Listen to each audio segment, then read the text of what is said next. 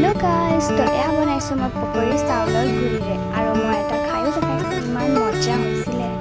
তো প্ৰথমে লম আমি দুটা আলু আৰু আলুত দিবলগীয়া বস্তুখিনি হ'ল এইখিনি।